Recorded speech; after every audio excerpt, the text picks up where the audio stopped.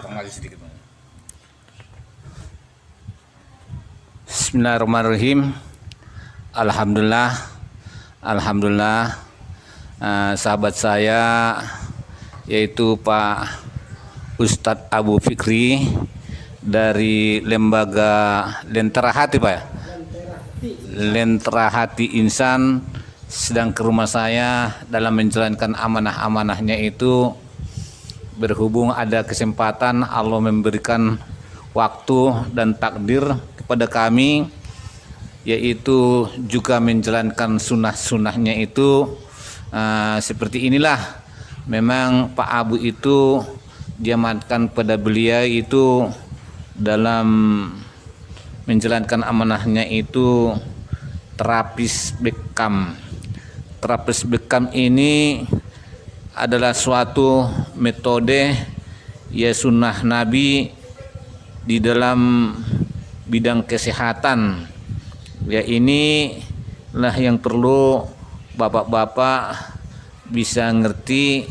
Nanti Pak Abu, Ustadz Abu ini bisa menjelaskan apa sih dalam seseorang itu perlu dibekam, tujuannya apa. Mungkin Ustadz Abu bisa menerangkan sedikit ya Ustadz, sambil ngomong-ngomong sambil tegas nanti Ustadz Abu sambil ngomong-ngomong gitu ya. So, alhamdulillahirabbil alamin. Allahumma shalli ala Muhammad wa ala ali Muhammad.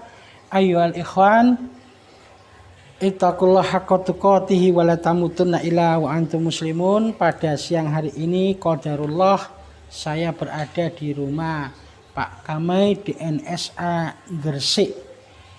Kita melakukan atau sedang membekam Pak Kamai, yang tujuan dan maksud daripada bekam ini selain yang sudah kita ketahui bersama bahwasanya bekam merupakan bagian daripada sunnah Rasulullah Sallallahu Alaihi Wasallam yang diajarkan kepada umatnya sebagai persoalan dalam Islam bidang kesehatan.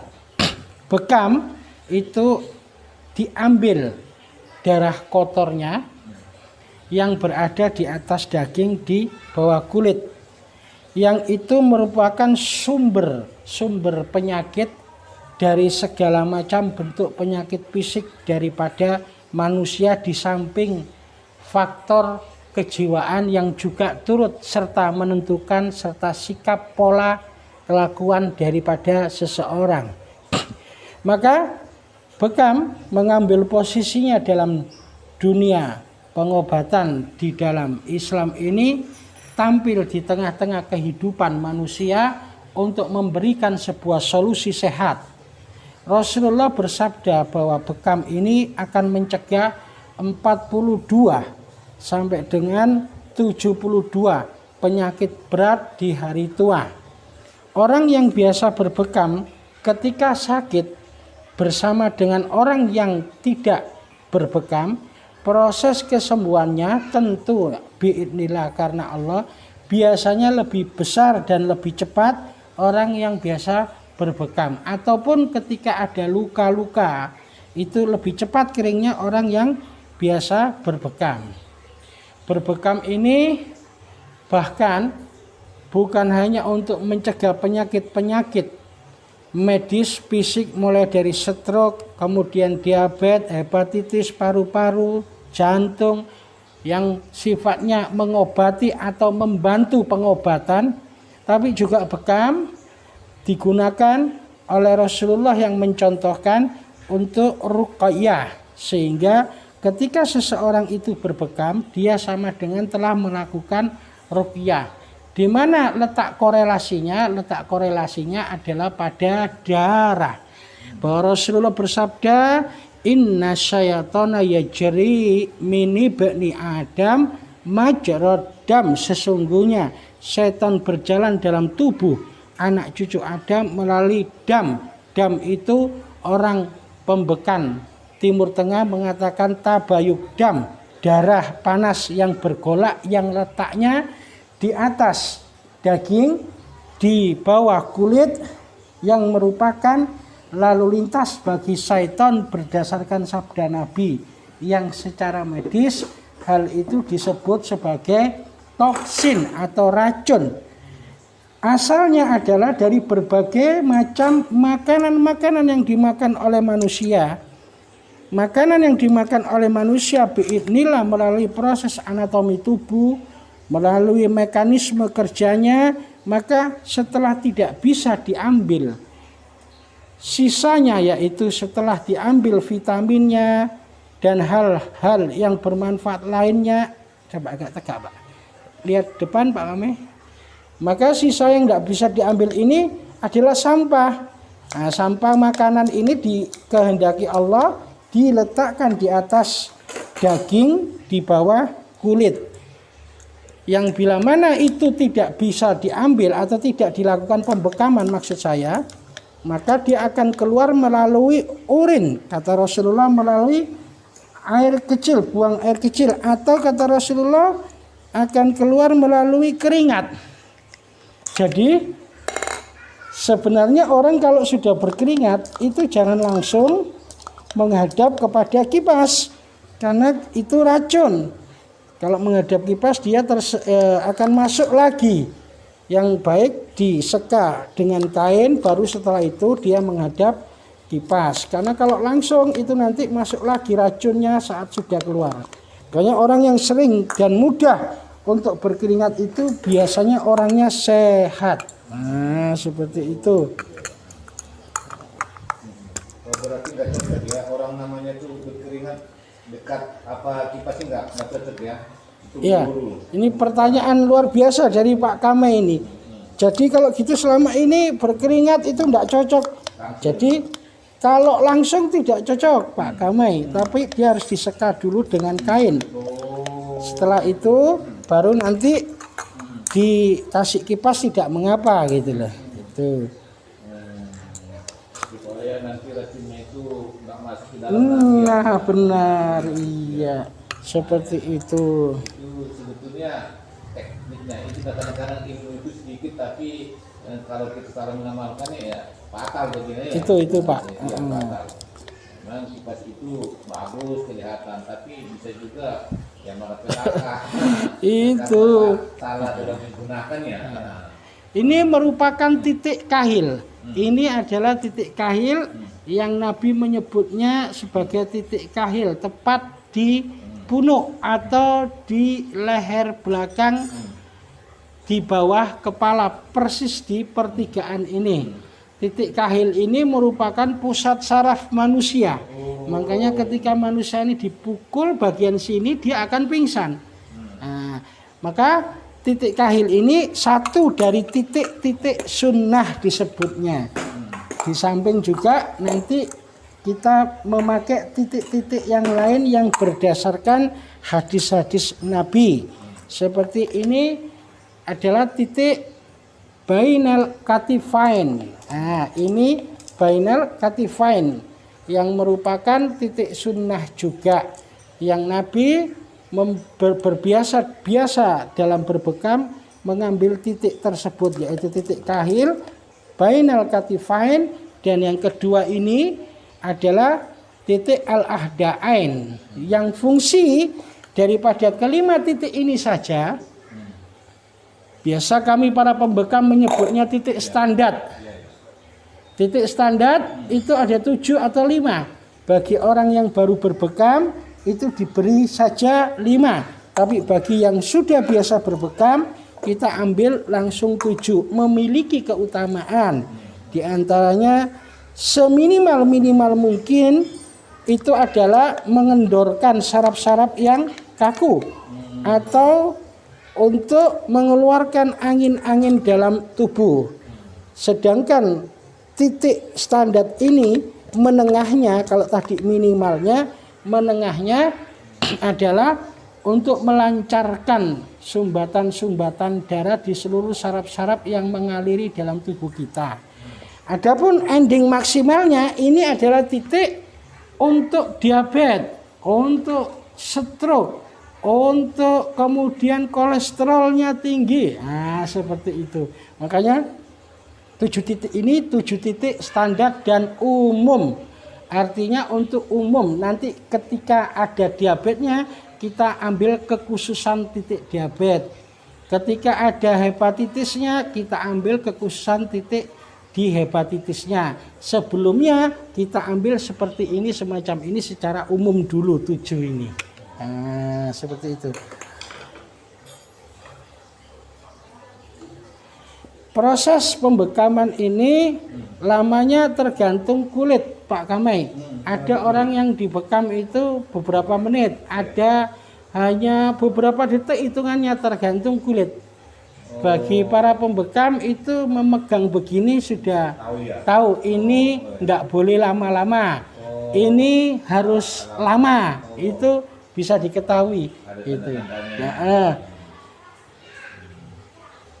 memang kalau kita bahasa sebetulnya Allah itu mengamanatkan kita, ada apapun yang diamanahkan kepada kita itu memang ada tanda dan perintahnya. Masya Allah, ATP ya Pak? Ya, ATP.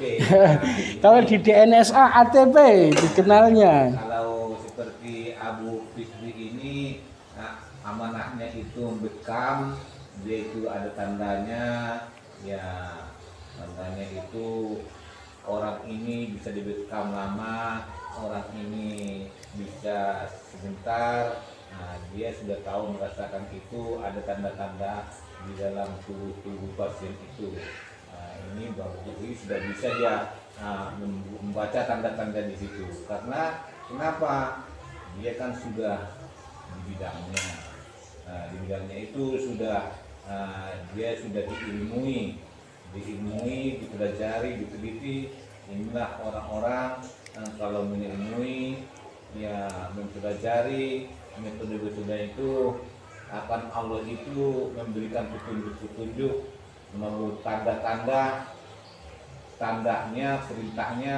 Di situ sebetulnya Allah sudah memberikan semua, tinggal kita bagaimana kita sudah ya menuruti kemauannya Allah itu, sehingga kalau kita berpasrah diri selalu kepadanya, kita akan membimbingnya, kita akan diarahkannya, kita akan diberikan suatu kemudahan apapun maksud dan tujuan kita. Amin. Nah itu ya Pak Fikri. Iya. Nah, ini tinggal untuk kelanjutannya ini. Adapun kemudian kita perlu mengadakan pemvakuman semacam ini memiliki tujuan. Pertama, tujuan pemvakuman ini adalah untuk pati rasa. Dibuat untuk pati rasa supaya nanti pada saat ditusuk itu kulit sudah tidak terasa karena terjadi penebalan. Tujuan kedua daripada pemvakuman ini adalah untuk menciptakan area danau darah. Area danau darah pada lingkaran yang ada itu, sehingga memudahkan ketika ditusuk itu kemudian keluar toksin atau racunnya itu, tidak tercecer menyebar di bawah kulit di atas daging, tetapi dia terfokuskan kepada lingkaran ini. Itulah daripada tujuan-tujuan itu, sehingga titik-titik bekam ini bagi para pembekam biasa mengkombinasikan antara titik bekam akupuntur, maksud saya dengan titik yang ada dalam sunnah hadis. Seperti Nabi tadi saya katakan, ini titik kahil al-ahdain bainal katifain. Bahkan di kepala, permisi ya Pak Kamai, di kepala ini ada titik yang namanya titik umumugij, yaitu ubun-ubun di bagian belakang sini, yang kalau kita tekan itu agak empuk. Itu fungsi daripada titik umumugij, yang arti umumugij 101 atau 1001 macam kejahatan, ibunya 101 macam kejahatan. Untuk stroke, gila, santet, tenung, itu biasa Nabi melakukan pembekaman di sini kemudian dikombinasi ruqyah. Ada juga titik di bagian kepala yang disebut koma 2 dan seterusnya. Mudah-mudahan dalam bekam itu bukan hanya kita mendapatkan keberkahan karena menjalankan sunnah, atau bukan hanya kita mendapatkan pengobatan dan kesehatan, tapi juga mendapatkan keberkahan yang sudah pastinya itu karena ini perintah Nabi, sunnah. Baru 3 kali ini ya Pak Kame ya? Ya, 3 kali ini. 1 kali dulu Pak Mukhtar, baru kemudian yaitu Pak Joni. Nah, ini yang ketiga kalinya ini. Nah, ini Kang Joni sudah pernah membekam Pak Kame. Oh, barakallah, Kang Joni. Di Pak Joni ini memang sudah bekam dia, tapi sekarang juga ada metode lain lagi. Daya, al-daya. Bukan, itu sudah linta dia. Oh, linta dia, ya. Linta ini digelututi, rupanya linta ini memang Allah memberikan rahmat kepada dia itu sama. Linta ini juga menghisap racun-racun di dalam tubuh itu. Memang linta itulah memang dikaruniakan Allah kepada kita, kepada binatang ini, sehingga bisa mengisap racun-racun yang di dalam diri seseorang itu. Makanya Kang Joni yang didamping itu bila ingin diterapis lintah, beliau itu dalam sekarang ini dalam selalu dia menyembahkan yaitu pengobatan terapis lintah. Ini banyak memang pemesan pasien-pasien itu sudah banyaknya, sudah tahunan dia mengikuti, bahkan pasiennya itu sudah banyak, bahkan petinggi-petinggi pun sudah banyak di melalui Pak Joni, yaitu lintah.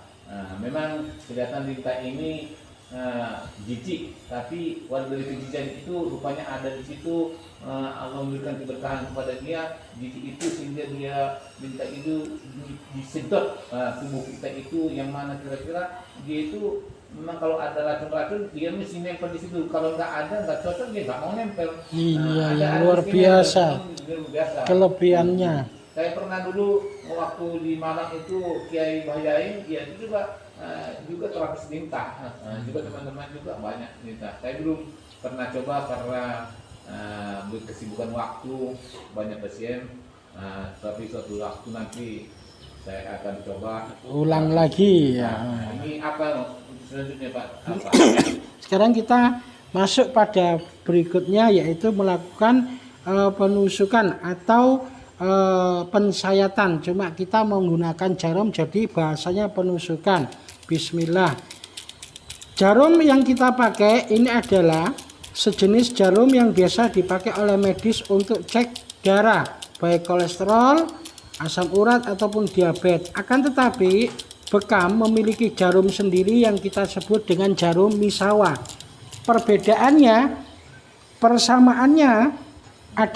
Persamaannya sama-sama melukai, tetapi kalau jarum yang dipakai untuk gula darah hanya lubang, hanya menusuk jus. Tapi kalau jarum bekam ini otomatis lubang dan merobek, sehingga pengambilan atau penghisapan darah kotor atau toksinnya bisa dapat secara maksimal.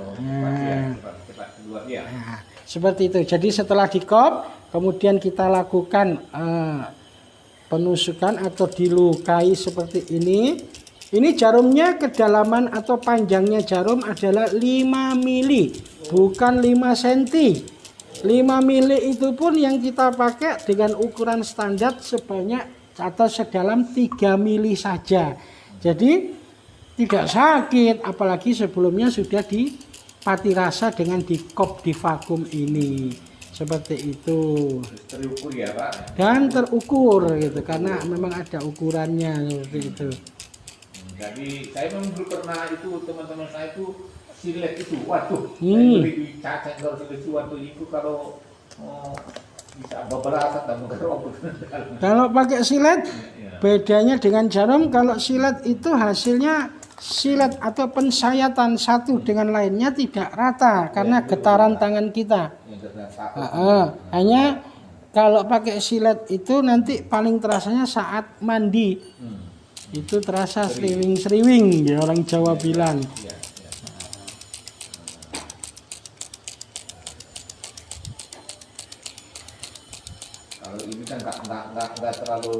Iya, dan Ukurannya sudah itu ukurannya sudah terukur. Selain itu, satu jarum ini untuk satu orang. Nah, kita memiliki 200 biji jarum dalam satu pak itu. berarti kalau ganti pasien Ganti jarum. Tapi kalau pasiennya kena hepatitis, apalagi AIDS, maka saya meminta untuk beli sendiri alat kopnya ini gitu. Apalagi hepatitisnya lagi kambuh, baik A, B ataupun hepatitis sirosisnya. Gitu. Itu rawan penularan. Rawan penularan. Berarti harus juga Dan pembekamnya juga memakai masker gitu. Minum madu batu sauda sebelumnya. untuk pertahanannya. Untuk pertahanan kekebalan. Memang kelihatannya tuh orang-orang terapis itu kalau nggak menghati-hati untuk pertahanan itu bisa-bisa juga ya itu risiko. Ya benar. Memang itu hal sebetulnya, makanya sebelum kita apapun yang kita kerjakan itu kita benteng dulu diri kita dengan nah ini itu kan ada seperti bukan itu juga sudah membentengi dirinya itu dengan minum jamu, minum yang hangat-hangat. Nah, kan kalau Bapak Bu ya. Sip, benar. Jadi kenapa kalau kita lemah nanti ada orang simpasinya kurang lemah bisa Itu menular nanti. Menular kan itu. Karena kita lemah karena penyakit yang kita apakan itu bisa menular menghindari diri-diri orang yang lain kan orang itu ya. Benar. Tapi kalau Pak Abu untuk terapi seperti kira-kira berapa jam itu mulai dari awal sampai selesai kira-kira apa kalau 1 jam 2 jam? Kalau bekam ini apalagi untuk bekam standar normatif jaga kesehatan itu insya Allah setengah jam selesai sudah. Kurang dan lebihnya setengah jam. Setelah Pak Kamai tubuhnya saya lukai atau saya tusuk sesuai lingkaran danau darah, maka darahnya memberikan pesan kepada saya normal. Alhamdulillah. Darah banyak kira-kira apa? Normal itu tidak mesti harus diukur dengan banyak tidaknya, tapi diukur dari seperti ini. Jus ini langsung ngalir, itu normal. Karena ada yang ketika disusuk jus lama dia tidak keluar, tidak ngalir, hanya kayak jerawat keluarnya. Tapi ini alhamdulillah begitu ditusuk jus langsung jatuh. Ini menandakan lancar, tidak banyak sumbatan, kolesterolnya tidak banyak alias sehat, alhamdulillah. Tuh. Kemudian dari proses menanti terkumpulnya danau darah kotor ini, biasanya di kop ini berembun. Nah, kalau berembun ini memberikan tanda kepada kita bahwa orang yang bersangkutan banyak angin. Seperti yang terjadi sekarang pada Pak Kamai ini. 3 titik ini berembun. 1, 2, 3. Oh ini juga. Yang ini tidak. 3 ini tidak. Yang ini 1, 2, 3, 4 berembun.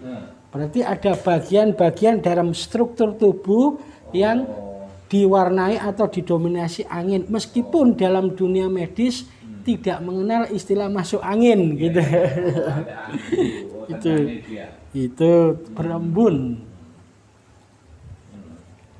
Ya baik, sekarang kita pada tahap pengambilan darah. Kalau seperti dia ambil darahnya itu berarti ini juga nggak sembarangan membuangnya itu Bang dia. Ya, ada cara pembuangan dan sterilisasi mulai dari pengambilan sampai pencucian alat bekam.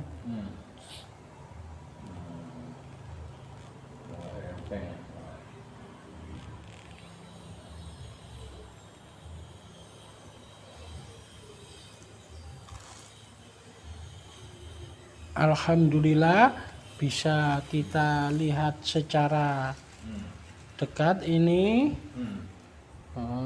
bentuk atau toksin yang dari tubuh Pak Kamai. Alhamdulillah ini Di kelasnya darah kotor termasuk sehat. Ini bentuk kayak gini ini. Termasuk kelas apa? Normal ya? Ini Pak Kame. Oh Bagus iya ini. segar ya. Iya. Biasanya kental ya, hitam. Ini bisa dilihat hitam. Gitu. Hitam biasanya ya. Oh kental. Oh banyak darahnya kan? Iya, kental.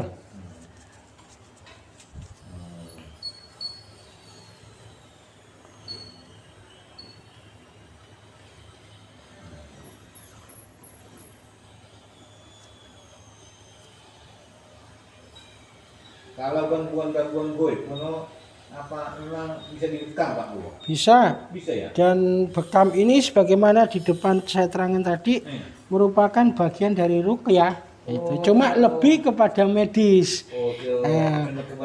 Iya, ruqyah juga bagian daripada pembekaman tapi lebih kepada non medis seperti kombinasi satu keping mata uang ibaratnya bolak-balik. Nah, luar dan dalam istilahnya Pak Kamai. Mohon maaf agak miring Pak, miring ke kanan enggak, badannya yang miring badannya. Gitu.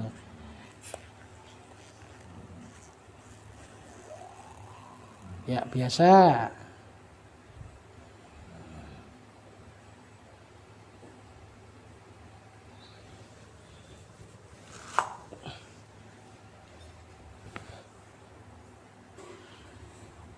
Kalau Pak Abu bisa pernah tuh namanya bekam itu ya itu terjadi yang aneh-aneh apa menakutkan enggak? Beberapa kali terjadi Pak. Kalau Kita membekam keluar susuknya itu juga bisa ya? bisa. Atau kemudian saat kita melakukan pembekaman, Ada perlawanan. sang pasien langsung kesurupan. Langsung kesurupan itu. Karena sesungguhnya setan ini takut kepada bekam, itu bukan takut kepada alatnya, tetapi keberkahan Allah melalui sunnah bekam inilah setan kemudian takut. Karena kita Kakak kiri, Pak. contoh ya meniru Rasulullah ya. Nah, Rasulullah itu setan dan itu kan takut. iya. Setiap yang dicintai, disukai Nabi adalah yang dikafiri oleh setan, dibenci luar biasa.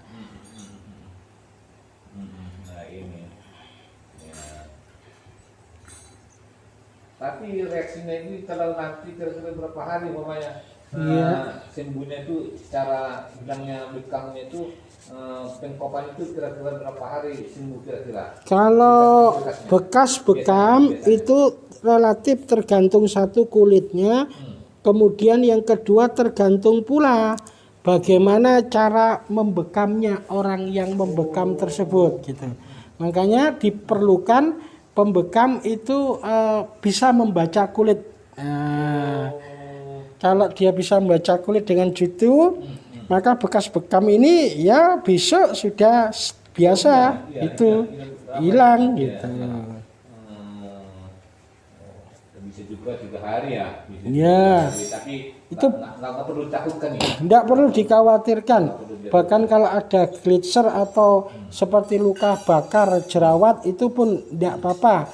Hanya memang agak perih ketika mandi. Tapi kalau gletser kalau enggak ya enggak.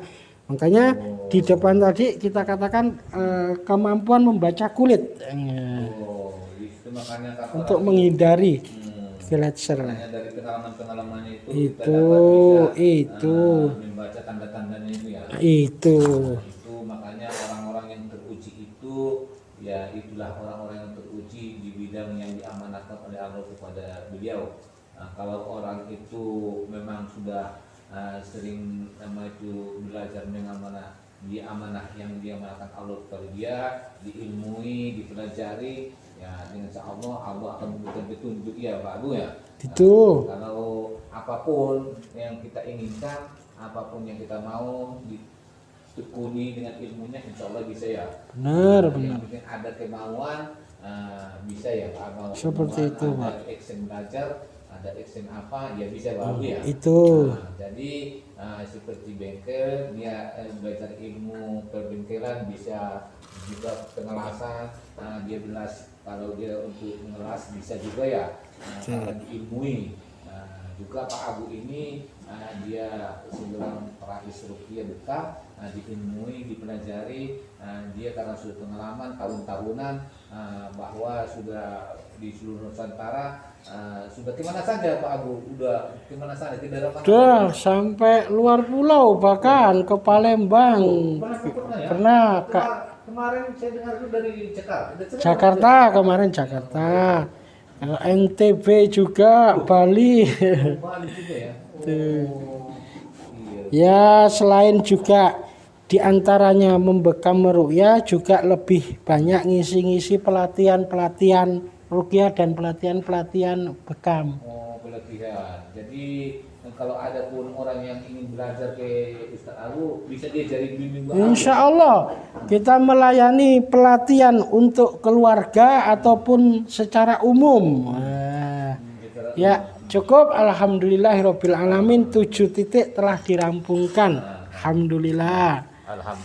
Alhamdulillah. Inilah kami ini sudah namanya itu menjalankan amanahnya itu Ustadz Abu, yaitu menerapis saya itu bekam. Nah itu termasuk sunnah Nabi. Inilah keadaan kami ini. Mudah-mudahan bapak-bapak maupun saudara-saudara, sahabat-sahabat yang ingin dibekam bisa berhubungan dengan saya. Nanti saya tunjukkan Pak Abu, juga minta alamat saya kepada saya. Bisa juga ini Pak Abu ini sudah teruji, sudah kemana-mana dia, bahkan ke Jakarta, ke Palembang, keluar pulau, beliau sudah melalang buana. Jangan khawatir, memang sudah banyak pengalamannya itu, bukan hanya bisa-bisa toh, dia sudah melalang buana di seluruh Indonesia. Jadi kalau masalah hadis-hadis, masalah fikih, beliau Ustadz Abu ini saya sudah pernah memang uji coba, dia memang hafal, banyak ngerti kitab-kitab, yaitu perjalanan yang dituntun melalui hadis-hadis, melalui kitab-kitab ya Al-Quran. Memang pedomannya itu memang dia itu memang untuk memang syarat untuk menuju untuk menjalankan amanah-amanah yang Allah berikan kepada dia. Inilah mudah-mudahan kita doakan semoga Pak Abu ini selalu sehat walafiat, semua perjalanannya itu, semua pekerjaannya itu semoga dia dapat bimbingan dan kasih sayang dari Allah Subhanahu wa Ta'ala. Selamat Pak Abu ya. Inilah yang kami beritakan ya. Amin. Inilah yang kami beritakan. Kalaupun ada salah kurangnya kami mohon dimaafkan. Kalau ada pun baiknya diambil, kalau ada pun buruknya diabaikan, tidak masalah. Yang penting mari kita, niat kami hanya untuk berbagi info untuk kebaikan. Jadi saya akhiri, mohon maaf. Assalamualaikum warahmatullahi wabarakatuh. Waalaikumsalam warahmatullahi wabarakatuh.